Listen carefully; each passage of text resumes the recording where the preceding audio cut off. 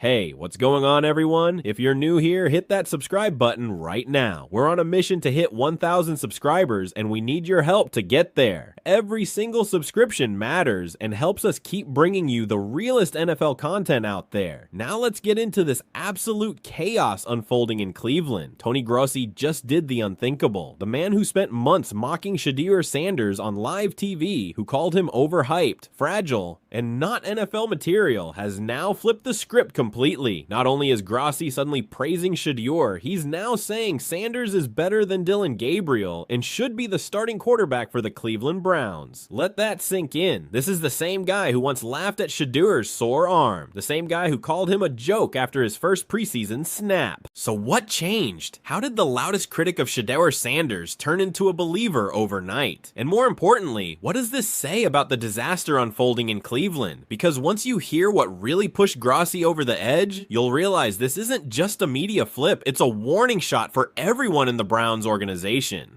Dillon Gabriel didn't just play a bad game against the Steelers. He imploded on a national stage. He looked like a quarterback completely out of his depth. Missed reads, poor timing, no rhythm, and the most damning part, he could have thrown 4 interceptions easily. Pittsburgh defenders were practically handed gift-wrapped passes, and they still couldn't catch them. But that wasn't the silver lining Gabriel needed. It was a red flag the size of First Energy Stadium. Fans weren't just booing, they were begging for Shedeur Sanders, a guy who wasn't even active for the game. The Browns' starting quarterback was so disappointing that people started chanting the name of a backup who never took the field. Think about how bad things have to get for that to happen. We're talking about a fan base that's seen decades of quarterback disasters, and even they've reached their breaking point with Gabriel. And it wasn't just the fans. Analysts, insiders, even ex-players started asking the same question. Why is Dillon Gabriel still starting? The trust was gone, the patience had run out, and the pressure on Kevin Stefanski was about to reach a breaking point. But the moment that truly flipped everything wasn't on the field. It came when Tony Grossi stepped behind a mic and said something no one expected. For months, Tony Grossi was Shedeur Sanders' loudest critic. He dismissed him as a social media distraction, mocked his injuries, scoffed at the idea that he could even survive in the NFL, let alone start. Grossi didn't just criticize, he targeted Shedeur every segment, every tweet, every panel. He made it clear Shedeur wasn't ready, wasn't tough enough, and didn't belong. And then just hours after the Steelers game, Grossi sat down in front of a mic and shocked everyone.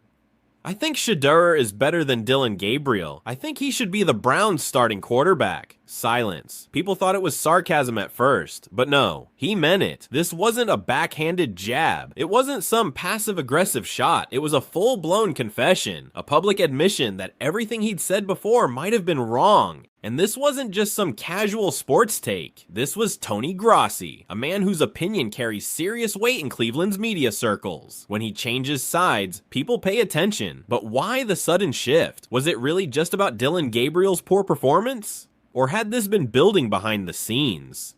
To understand that, we need to rewind back to when Grossi humiliated Shedeur Sanders on live TV.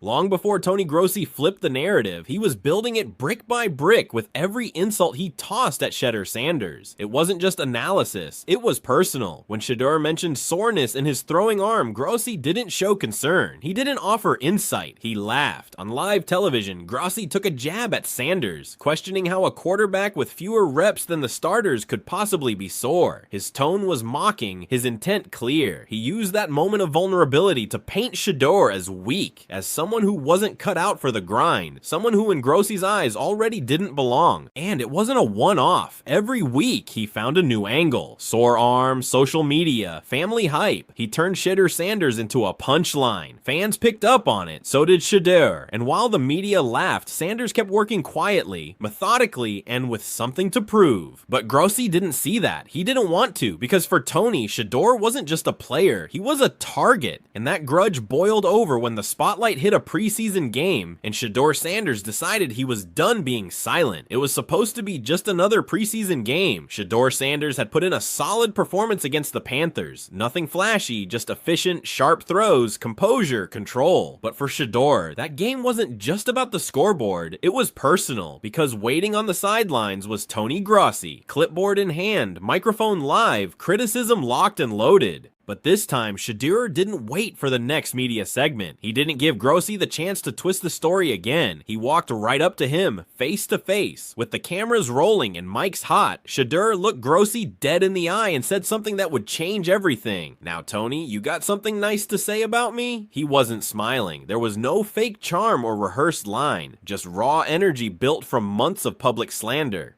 "You always got something negative to say. I never did anything to you, so why?" The sideline went quiet. Grossi blinked, smirked, dodged, but in that moment, it didn't matter. Shedeur had flipped the power dynamic. He wasn't the kid getting bullied anymore. He was the one asking the questions. He was the one holding the mic. Fans went wild, clips went viral, and suddenly the media had a problem. The narrative had cracked, and Shedeur cracked it live. But while Shedeur was demanding accountability, up in the coach's box, Kevin Stefanski was writing a different script, one that would only make things worse. If Dillon Gabriel was anyone else, he would have been benched weeks ago. But this isn't about performance anymore. It's about pride and one man's unwillingness to admit he was wrong, because Gabriel wasn't just picked, he was handpicked by Kevin Stefanski. This was his guy, the quarterback he vouched for, the one he believed could run his system. And now that belief is dragging the entire team down. Week after week, Gabriel looks out of sync, plays break down, momentum dies, and the offense stalls again. But instead of adapting, Stefanski keeps doubling down. Same starter, same playbook, same results. It's like watching a coach try to force a square peg into a round hole, except now the entire stadium sees it. And worse, there's a better option sitting on the sidelines, one who's younger, hungrier, and ready to prove himself. But Stefanski won't budge. Why? Because to start Shedeur Sanders would be to admit that Tony Grossi was right to flip, that Rex Ryan saw it before he did, that the fans who've been chanting Shedeur's name were ahead of the coaching staff the entire time. And that kind of ego doesn't go down easy in the NFL. But Stefanski isn't the only one feeling the heat, because just days after Grossi's on-air about face, Rex Ryan grabbed a mic and took things even further. Tony Grossi wasn't the only voice to change his tune. Just days after the Steelers game, Rex Ryan, loud, fiery, and never one to hold back, joined the chorus. And his flip was just as dramatic. Only a week earlier, Ryan had ripped into Shedeur Sanders on national television, accused him of being unprepared, said he didn't deserve to be in the same conversation as Dillon Gabriel, labeled him a distraction, more hype than substance. It was harsh, personal, brutal, but then the backlash hit. Fans flooded the comment sections, NFL Twitter lit up, clips of Shedeur's quiet poise and Gabriel's latest meltdown were everywhere. And suddenly, Rex Ryan wasn't so confident anymore. On ESPN, he changed his tone completely. Not only did he walk back his criticisms, he took a direct shot at the Browns front office. Why did they bring in Flacco when Sanders was already there? Why not develop the young talent? Why not give this kid a real shot? Coming from Ryan, a former head coach with years in the league, this wasn't just an opinion. It was a public indictment of Cleveland's entire quarterback plan. He called Gabriel a failed experiment. He called Shedeur an investment the team was wasting. And most importantly, he said the Browns were risking the future of their franchise by ignoring the obvious. And just like that, the media momentum snowballed. Shedeur Sanders wasn't just a backup anymore. He became a symbol of hope, frustration, and potential. But the shift didn't stop with analysts. Because when the locker room starts speaking up, you know something serious is happening. Up until this point, it was just noise from the outside. Fans, analysts, media talking heads. But when Myles Garrett speaks, the building listens. Garrett isn't just another player. He's the face of the defense, the locker room leader, a generational talent who rarely gets involved in quarterback talk. But after the Browns' latest collapse, he'd had enough. In a post-game interview, Garrett didn't hold back. It's frustrating, losing the same way every time. That stuff gets old. We've got talent on this team, but we're stuck, and it ain't the defense holding us back. He never said Dillon Gabriel's name. He didn't have to. Everyone knew exactly what and who he was talking about. Then came the dagger. Garrett directly questioned the offensive play calling, the coaching decisions, and the stubborn refusal to shake things up at quarterback. This wasn't some subtle locker room frustration. This was a public call-out aimed straight at Kevin Stefanski. For a defensive captain to speak like this, it means the trust is cracking, the locker room is divided, and the status quo is no longer acceptable. Players talk, veterans vent, but captains, they make statements. And Garrett's statement was crystal clear. If the Browns want to win, something has to change. The message couldn't be ignored, but whether or not Stefanski was ready to listen, that was another story, because by now, the media, the fans, and the locker room had all turned. The only question left was how long Stefanski could hold the line before the wave finally crushed him. The walls are closing in on Kevin Stefanski. What started as a quiet grumble from frustrated fans has become a full-blown uprising, and it's coming from every direction. Tony Grossi flipped, Rex Ryan flipped, Myles Garrett spoke out. The fan base is furious. The media is circling like sharks. And through it all, Stefanski's made one thing painfully clear. He's not budging. Week after week, he doubles down on Dillon Gabriel, defends the same game plans, gives the same excuses, but no one's buying it anymore. The numbers don't lie. Gabriel has zero momentum, zero spark, and zero belief left in the room. Meanwhile, Shedeur Sanders, the raw rookie, is being talked about like the only lifeline this offense has left. Even the national press is starting to pile on. Talk shows are running segments titled, "Why isn't Shedeur starting yet?" and "Is Stefanski too proud to change?" The Browns' self-sabotage is becoming a storyline bigger than the games themselves. The longer Stefanski waits, the worse it gets. It's not just a quarterback decision anymore. It's a reputation crisis. Every week that Gabriel starts and loses, the crowd grows louder, the locker room grows colder, and Stefanski's grip on the team grows weaker. Because here's the truth he doesn't want to admit. This isn't about development anymore. It's about desperation, and if Stefanski doesn't act soon, he won't be the one making quarterback decisions at all. Let's talk about what makes this situation so explosive. This isn't just about one bad game or one struggling quarterback. This is about a franchise that's been searching for answers at the most important position in football for over 2 decades. Cleveland fans have watched Tim Couch, Brady Quinn, Brandon Weeden, Johnny Manziel, Deshaun Kaiser, Baker Mayfield, and countless others come and go. They've seen first-round picks flame out. They've watched veteran stopgaps fail. They've endured embarrassment after embarrassment. And now when they finally have a young quarterback with legitimate talent sitting on their roster, the coaching staff refuses to play him. That's not just frustrating, that's maddening. It's like watching someone dying of thirst refuse to drink water because they're committed to the cup they chose first. The stubbornness isn't just bad coaching, it's organizational dysfunction at its finest. What makes this even more fascinating is the trajectory of Shedeur Sanders himself. Coming out of Colorado, he was one of the most polarizing prospects in recent memory. Some scouts loved his accuracy, his poise, his leadership. Others questioned whether his success was a product of his father's system, whether he could handle NFL pressure, whether he was tough enough for the professional level. The debate raged for months leading up to the draft. When Cleveland selected him, there was cautious optimism. Here was a team desperate for quarterback stability, taking a chance on a talented but controversial prospect. The plan seemed to be letting him sit and learn behind a veteran while adjusting to the speed of the NFL. That's a reasonable approach, but what nobody expected was how quickly the veteran option would implode, and how stubbornly the coaching staff would cling to a clearly failing plan.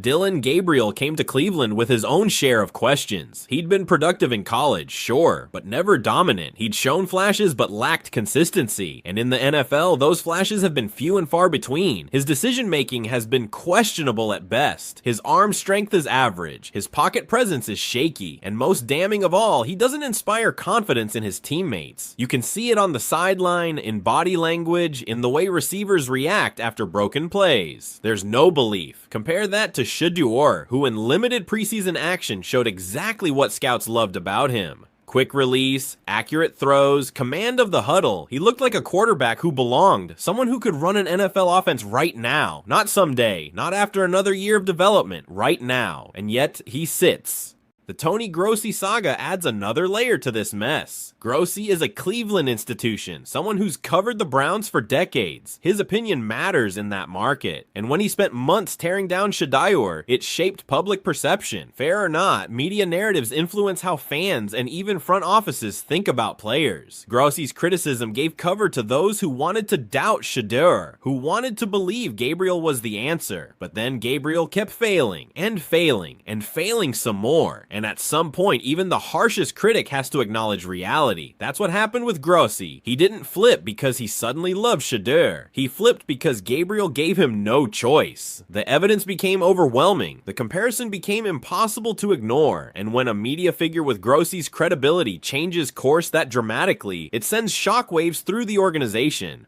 The confrontation between Shedeur and Grossi was more than just a viral moment. It was a statement. Shedeur wasn't going to be a passive target anymore. He wasn't going to sit quietly while people questioned his toughness, his preparation, his worthiness. He was going to stand up for himself, demand respect, and force people to reckon with their biases. That takes guts, especially for a rookie. Most young players would have kept their heads down, afraid of creating controversy or appearing difficult. Not Shedeur. He looked his critic in the eye and asked the question everyone was thinking. Why the personal attacks? What did I do to deserve this?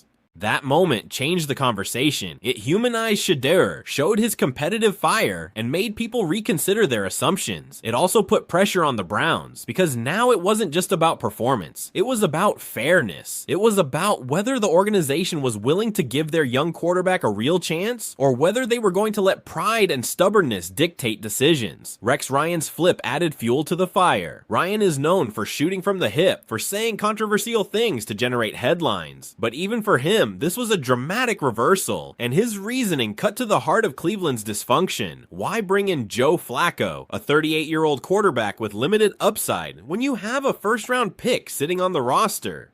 Why not invest in the future instead of clinging to the past?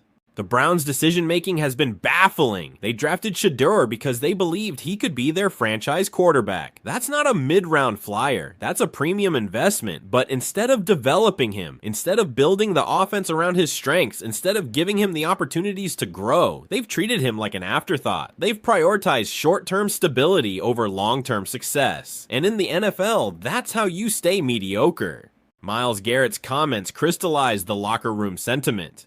When your best defensive player, your team leader, your face of the franchise publicly questions offensive decisions, that's a red alert. Garrett doesn't do drama. He doesn't create controversy, but he's also not going to stay silent when he sees his team wasting another season on a quarterback who clearly isn't the answer. His frustration is the frustration of every player in that building who's tired of losing, tired of the same predictable outcomes, tired of watching opportunities slip away. The fan reaction has been equally telling. Cleveland fans are among the most passionate and long-suffering in sports. They've stuck with this team through decades of futility. They deserve better than what they're getting. And when tens of thousands of people are chanting for a backup quarterback during a home game, that's not just noise. That's a referendum on the current regime. It's a collective scream of frustration demanding change. Kevin Stefanski finds himself in an impossible position of his own making. He hitched his wagon to Dillon Gabriel. He vouched for him publicly, he structured the offense around him, and now Gabriel is failing spectacularly, and Stefanski's credibility is on the line. If he benches Gabriel, he's admitting he was wrong, he's validating all the critics who said he was too stubborn, he's potentially damaging his relationship with Gabriel, and sending a message to the locker room that his loyalty has limits.